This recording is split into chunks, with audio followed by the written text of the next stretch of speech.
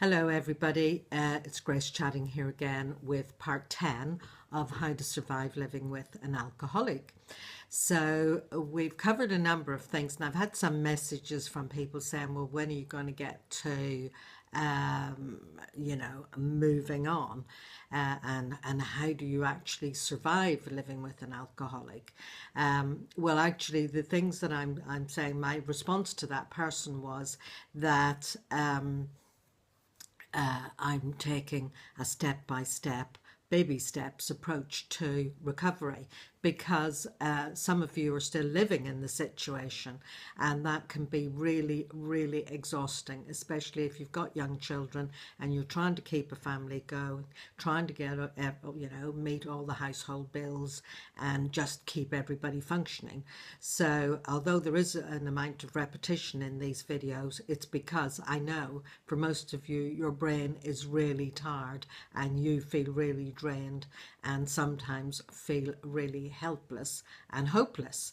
So I'm just wanting to take those people who feel the worst to take you with me.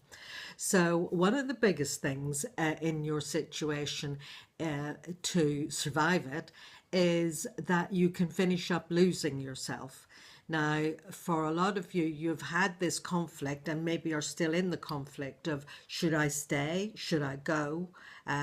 But it's not that easy, is it, when you've got children? And it's not that easy when you have got very few resources, you've got nowhere to go, you can't go to work because you've got children to take care of, you haven't got a place to go to, you may not be living near your family. So it's really difficult. So until you get to a stage where you've made a clear decision to leave, and you've managed to come up with some kind of a way forward and some kind of a plan, which we will get to, then while you're still there, there are some things that you can do to keep your sanity and to save losing yourself. Because one of the things that makes you feel really worse is when you've lost yourself, that it feels like your life is just being on a treadmill and, you're just getting through the day each day. So one of the things I would say to you is this. Look, character building character usually happens through living in pressure situations and coming through crises. And so although it's not what you would choose, while you're in it, you might as well juice it and get the good out of it. So whilst you're with your partner and maybe you still want to be, and maybe you're not, able to do anything else, but while you're still there, there are a few things that you can do that will help to make you feel a bit better.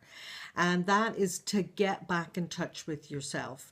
As I said before, you're the only one that you can change. So I would say, one of the things that you can do is to develop your own emotional intelligence.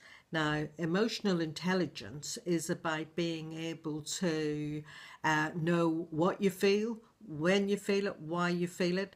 And I'm talking about beyond feeling just frustrated, angry and tired.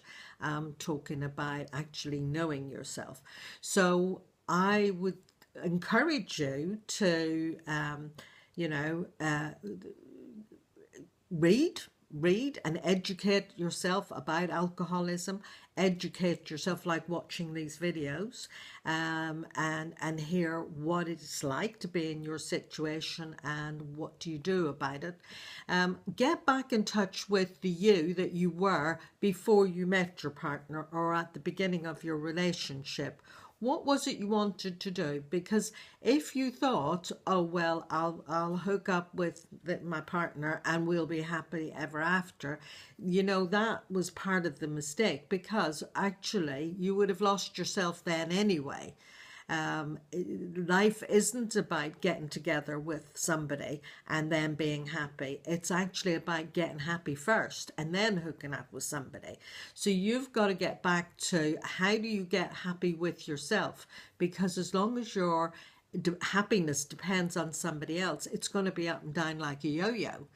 And the thing is, shit happens, and shit has always happened and will continue to happen. It's not going to suddenly stop happening, and you got to get used to a certain amount of it and not putting your life on hold until it passes every time. So, you need to decide, what do you want for you in your life, and not wait until he's okay, because he might never be okay. So you've got to start looking at, what is it that you want to do, to be, to have, and what way do you need to develop yourself to do and be and have all of that, whatever it is. And you know what? It is okay to have a dream, and it's okay to have a big dream. And whilst you're in that situation, that is something you can have. You can have a dream, and you can decide, how can you build yourself up to making that dream happen. And believe me, this is not idle fantasy, because thoughts and emotions have an electromagnetic charge, and you attract to yourself according to what you're thinking and feeling. And if you're thinking and feeling hopelessness and despair, you'll just sink more and more into it. If you're thinking and feeling hope and possibility, then that's what you will attract to yourself. So I'm going to leave it there, and I'll build on this in the next one. But do use your journal. Do take time to sit down with yourself quietly, peacefully, and journal. What actually, if I could wave a magic wand and you could have it, what would it be? And please feel free to make your comments, like the video, or subscribe, and I'll see you in the next video. Bye for now.